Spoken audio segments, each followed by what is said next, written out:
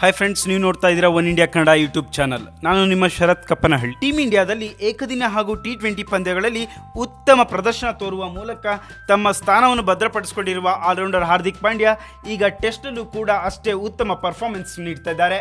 ಗಾಲೆಯಲ್ಲಿ ಶ್ರೀಲಂಕಾ ವಿರುದ್ಧ ನಡೆಯುತ್ತಿರುವ ಮೊದಲ ಟೆಸ್ಟ್ ಪಂದ್ಯದಲ್ಲಿ ಪಾಂಡ್ಯ ಪಾದಾರ್ಪಣೆ ಮಾಡಿ ಮೊದಲ ಇನ್ನಿಂಗ್ಸ್ನಲ್ಲಿ ಅರ್ಧಶತಕ ಸಿಡಿಸುವ ಮೂಲಕ ತನ್ನ ಸ್ಥಾನವನ್ನು ಭದ್ರಪಡಿಸಿಕೊಂಡಿದ್ದಾರೆ. ಇದೇ ವೇಳೆ BCCI ಅವರೊಂದಿಗೆ ಟಿವಿ ಸಂದರ್ಶನ ನಡೆಸಿದೆ. ಈ ವೇಳೆ ಮಾತನಾಡಿದ ಪಾಂಡ್ಯ, ಈ ಹಿಂದೆ ಯುವರಾಜ್ ಸಿಂಗ್ ಒಂದೇ ಓವರ್ನಲ್ಲಿ 6 ಸಿಕ್ಸರ್ ಸಿಡಿಸುವ ರೀತಿ ನಾನು ಕೂಡ ಸಿಕ್ಸರ್ ಹೊಡಿಬೇಕು, ಅದಕ್ಕಾಗಿ ನಾನು ಕಾಯುತ್ತಿರುವೆ ಅಂತ ಪಾಂಡ್ಯ ಹೇಳಿದ್ದಾರೆ. ಯುವರಾಜ್ ಸಿಂಗ್ ಇಂಗ್ಲೆಂಡ್ ವಿರುದ್ಧ T20 ವಿಶ್ವಕಪ್ನಲ್ಲಿ ಒಂದೇ ಓವರ್ನಲ್ಲಿ 6 ಸಿಕ್ಸರ್ ಸಿಡಿಸುವ ಮೂಲಕ ದಾಖಲೆ ಬರೆದಿದ್ರು. ಅದೇ ರೀತಿ ನಾನು ಕೂಡ ಸಿಕ್ಸರ್ ಹೊಡಿಬೇಕು ಅಂತ ಅಭಿಪ್ರಾಯವನ್ನು ಪಾಂಡ್ಯ ಪಟ್ಟಿದ್ದಾರೆ.